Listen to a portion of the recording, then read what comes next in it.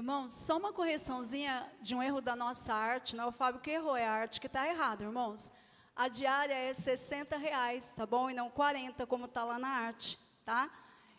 Mas aquilo que eu falei, que não seja o econômico que te impeça de ir nesse acampamento, que pelo econômico você procura o nosso financeiro, eles vão fazer a melhor forma para que você possa estar lá com a gente, tá? Eu convido a amada igreja a abrirem as suas Bíblias no Evangelho de João, capítulo 13, versos 34 e 35.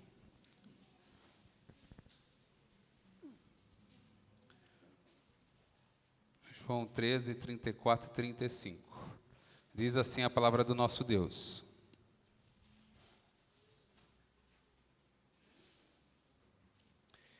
Eu lhes dou um novo mandamento, que vocês amem uns aos outros, assim como eu os amei. Também vocês amem uns aos outros. Nisto todos conhecerão que vocês são meus discípulos, se tiverem amor uns pelos outros. Vamos orar, irmãos. Pai, lemos a sua palavra, ela é justa, ela é simples, ela traz vida, ela é aquela, ó Pai, que nós nos inspiramos, ó Pai, todos os dias, porque o Senhor, ó Pai, a deixou para nós. Pedimos, ó Pai, que o Seu Espírito Santo possa se mover nesse local. Que o Seu Espírito Santo possa, ó Pai, continuar a falar com cada irmão. Falou, ó Pai, através de orações. Falou, ó Pai, através, ó Pai, dos ministérios aqui à frente. Falou, ó Pai, através do louvor. Mas que o Senhor, ó Pai, possa usar a nossa boca e que ela seja profética aqui. Em nome, ó Pai, de Jesus que nós oramos e agradecemos. Amém. Irmãos, esse texto é um texto, acho que já muito estudado, e é um momento em que Jesus escreve, talvez é um momento de dor, por saber quem é o traidor, Judas. E Judas já ter ido entregar Jesus. É um texto de amor. É um texto em que Jesus fala, talvez com dor, com aquele que caminhou com ele por 3 anos, mas que ele amou a todos. E a palavra dele diz que se os seus discípulos fossem e amassem como ele nos amou, o mundo conheceria nós como seus discípulos. E meditando nessa palavra, me veio um filme já de acho que 12 ou 13 anos, que eu já assisti diversas vezes. E eu gostaria que o Digo colocasse para a gente. Não sei se já está. Tá?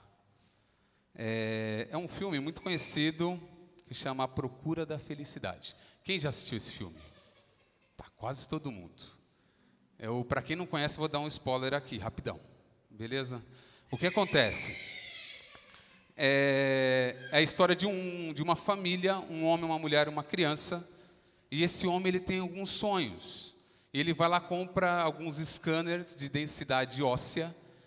E ele compra muitos scanners, só que é um material supérfluo para a época, nos laboratórios ou nas clínicas.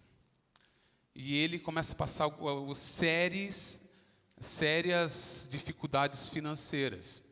Ele começa a dever o aluguel, a muitas vezes não ter o que comer, e a sua esposa chega ao ponto de largar dele.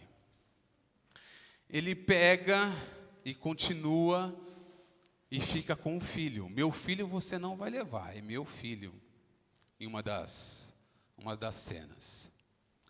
Ele é despejado da casa, ele é preso porque não pagou o imposto, ele sofre algumas coisas e consegue um emprego num lugar que ele passava, que era uma empresa de seguros, e que ele via as pessoas saindo daquele emprego sorrindo. E ele conhece o dono daquela empresa, ou um dos acionistas, e consegue aquele emprego. Só que quando ele consegue o emprego, ele fica sabendo que 6 meses ele não tem salário. E aí ele vai morar em albergue, dorme em estação de metrô ou de trem, com seu filho, mas ele nunca deixa o seu filho. E quando nós falamos de amor e olhando para esse filme, e olhando para o texto que nós lemos, eu vejo assim um amor de um pai que, independente das coisas de que ele vai passar, ele crê que dará ao filho um futuro bom. Ele crê que no meio de tanta diversidade, ou muitas vezes de ver na sua conta quase zero, ele vê e olha para o seu filho e caminha com ele, conversa com ele. Tem situações em que o filho fica querendo ir para uma cama e ele leva para essa estação de trem, fecha um banheiro e dorme com o pé na porta do banheiro e uma pessoa começa a empurrar. Ele faz algumas brincadeiras com o seu filho, mas nunca deixa. Sempre crê que vai conseguir mudar de vida. E para a gente falar de amor, e olhando para esse filme, para a palavra do nosso Deus, eu gostaria de falar um pouquinho, e não traduzir a palavra amor do grego, porque ela tem 3 traduções, que é eros, filéu e ágape. Ágape é aquela que vem de Deus, filéu é de nós, de homem para homem, mulher para homem, homem para mulher, e eros é a atração afetiva. Mas o que eu quero salientar é que o amor de Deus, através do nosso relacionamento com Ele espalha pelo povo dele. Quando nós temos um relacionamento com Deus sério, um relacionamento de entrega, de todos os momentos nós estarmos aos pés do Senhor, o nosso relacionamento com os irmãos, com os nossos vizinhos, com os nossos parentes, é outro relacionamento. Lembro-me quando criança, minha mãe me colocava para varrer a porta de casa.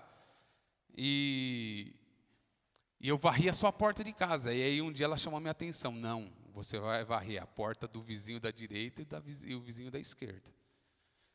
E eu lembro que, eu falei, mas por quê? Porque você tem que servi-los.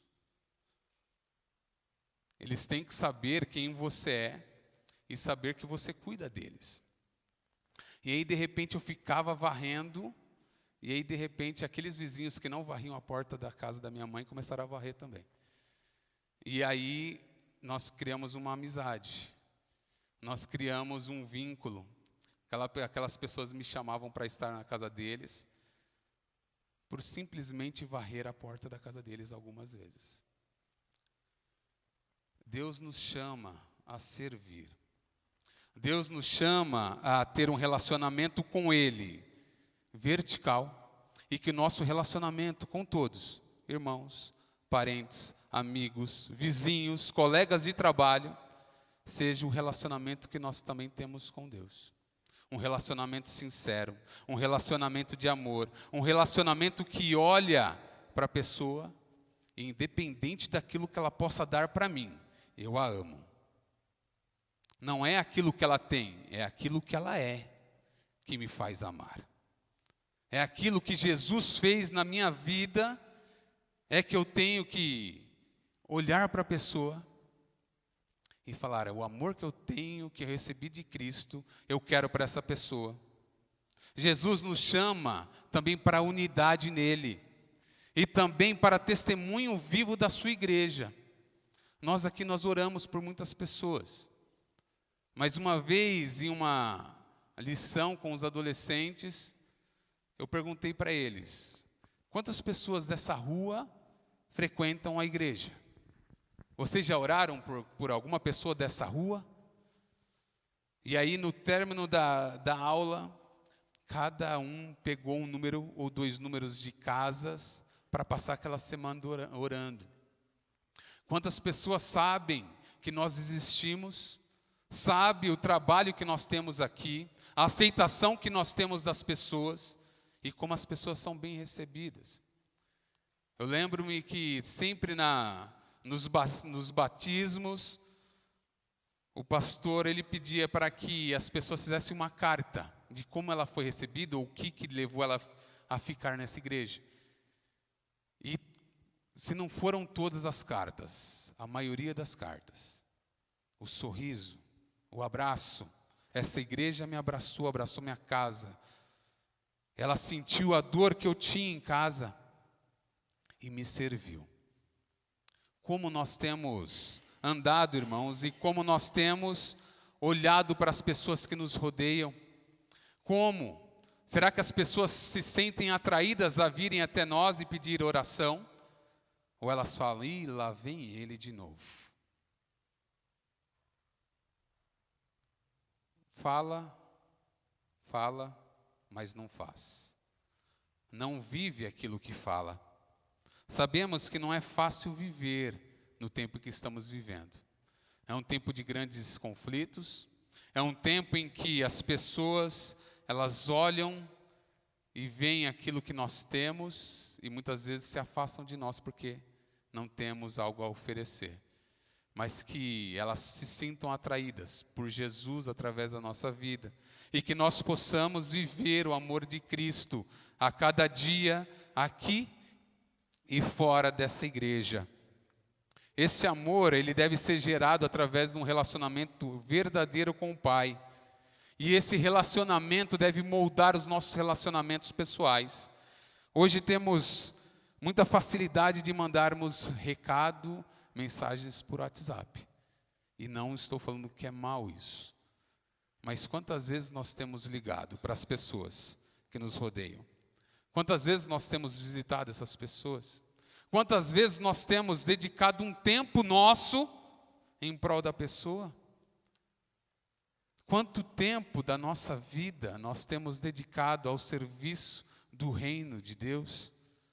Muitas vezes, como a Rô uma vez falou, a gente faz orações e muitas vezes a gente depois fala, mas por que eu orei por isso? Deus nos envia, Ele ouve a nossa oração e atende a nossa oração. Em João 13:34 diz assim, que vos ameis uns aos outros, como eu vos amei. E eu gostaria de pedir para trocar o slide, se alguém pudesse, por favor. Amar requer submissão.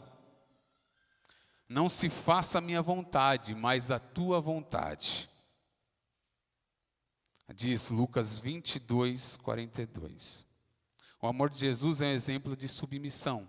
Ele nasceu em uma manjedoura, cresceu no meio das pessoas como nós, sofreu, começou seu ministério com 30 anos, fez milagres, multiplicou pão, peixe, curou enfermos, fez pessoas andarem, fez pessoas enxergarem. Mas muitos desses, e aqui leitura minha, provavelmente estavam lá no fim. Crucifica-o. E quantas vezes Deus já fez para nós? Muitas maravilhas em nossa vida, em nossa casa. Mas em um momento de descontentamento, ou em um momento de angústia, nós viramos as nossas costas para Deus. Quantas vezes nós viramos as nossas costas porque nós somos egoístas, porque muitas vezes os nossos pedidos não são atendidos, irmãos. Quantas vezes nós pedimos e vivemos por causa do nosso próprio interesse, mas Jesus não. Ele se submeteu ao Pai. Diz em Pedro que ele já é um plano antes da fundação do mundo. É um sangue conhecido antes da fundação do mundo. Ele desceu da glória. Nasceu, viveu, morreu, mas ressuscitou no terceiro dia por cada um de nós. A submissão evita que nos envolvamos em contendas e discussões. Ter um amor submisso é evitar que a inveja e a revolta tome conta da nossa vida. É olhar para o nosso irmão, é olhar para o nosso cônjuge e ser submisso. Muitas vezes, nós homens, nós olhamos só aquela parte de Efésios que fala para as mulheres serem submissas aos homens. Mas os homens têm que amar as suas mulheres, como Cristo amou a igreja. Sendo submissos a Cristo, amando até o fim. O amor, um amor que não se submete, tem sido a causa de término de muitos casamentos, irmãos. É só nós olharmos ao redor das pessoas que vivem em nossa volta. Quantas pessoas talvez moram no seu condomínio e que não está mais com a pessoa que casou? Está na noite, à deriva, buscando em muitas pessoas saciar aquilo que vem de Cristo. A revolta, a insubmissão também está em muitos filhos que se revoltam e não se submetem a seus pais e acabam saindo de casa muitas vezes. Mas Deus nos chama para sermos submissos a Ele e aos irmãos. Amar requer humildade. Em Filipenses 2, 5 a 8, diz assim, uma parte dele: a si mesmo se esvaziou, assumindo a forma de servo. Jesus, o homem 100%, Deus 100% homem, se esvazia. Tem dores. Sobe ao Getsêmani e a palavra de Deus diz que ele sua sangue. Fala aos seus discípulos, aqueles que eram seus amigos, aquele que ele tinha confiado, aquele que tinha ensinado, aqueles que fizeram a melhor faculdade de teologia da época, ou até os dias de hoje, melhor dizendo. Mas vocês estão dormindo? Nem me vendo dessa forma vocês podem ficar acordados e orar. Ele sobe e volta e vê de novo. Por 3 vezes ele faz isso. Quantas vezes, irmãos, nós não temos tido humildade como Jesus teve de descer da glória? Queremos títulos, queremos cargos, queremos situações em que as pessoas nos coloquem em um pedestal. Falem de nós. Mas Jesus, o nosso exemplo supremo, nos chama a sermos humildes e servirmos uns aos outros. Aprendemos que para manter a unidade do corpo, devemos amar de forma humilde e sempre estar dispostos a servir. Quantas vezes eu precisei de irmãos que estão aqui presentes e eles prontamente me ajudaram. Desde criança. Me atenderam em suas casas. Mas a pergunta que vem é: será que nós temos sido humildes o suficiente? Será que temos sido como Jesus foi? Será que temos entregado o nosso tempo precioso, às 24 horas? E a Mônica estava fazendo um cursinho de administração de tempo lá, esses dias atrás, né? Era 8 horas para dormir, 8 horas para trabalhar, sobra 8 horas. É isso, né? É. E aí, o que você faz com as outras 8 horas? Não rende. Como nós temos usado o nosso tempo para a obra do Senhor? Temos usado com humildade e com zelo o nosso tempo? Amar requer dedicação. Em Romanos 5, 7 a 8 diz: porque dificilmente alguém morrerá por um justo, Mas Deus prova o seu amor para conosco, em que Cristo morreu por nós, sendo nós ainda pecadores, mesmo sem merecermos, irmãos, Jesus vai se dar. Mesmo sabendo que Pedro iria traí-lo, ia negá-lo, por 3 vezes ele vai e se entrega por Pedro.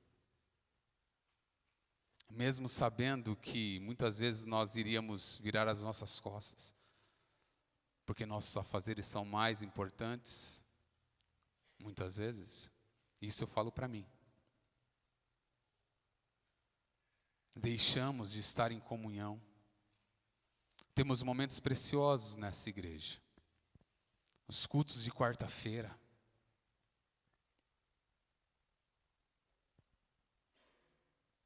A escola dominical.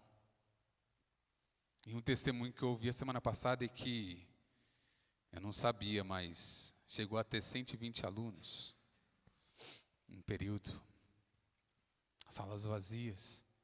Tempo precioso, irmãos, de aprendizado.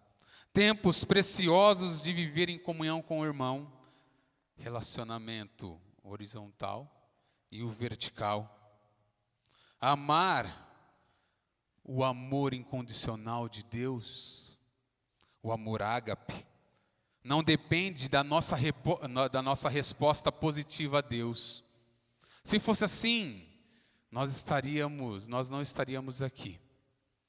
Mas depende dele, que nos chama pelo nome, que nos pega pela mão direita e nos leva para si. Dedicação dos pais com seus filhos. Como um pai e como uma mãe, Deus cuida dos seus. E nós temos vivido também momentos bons de cuidado. Deus tem cuidado de nós. Deus tem cuidado de tal forma que muitas vezes a gente não entende. Mas Deus tem cuidado. Deus tem sustentado a nossa casa. Deus tem sustentado essa igreja. Deus tem sustentado as crianças, os jovens, os adolescentes, os adultos e os anciãos dessa igreja. Que possamos, irmãos, viver e amar, sendo submissos, com humildade e com dedicação. Convido os irmãos a baixarem as suas cabeças e a orar. Pai Celeste,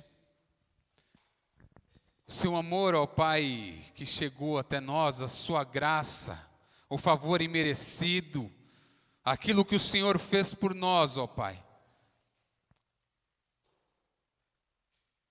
Nós não podemos fazer nada, mas o Senhor fez, o Senhor nos chamou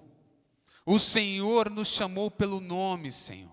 O Senhor veio ao nosso encontro e nos abraçou.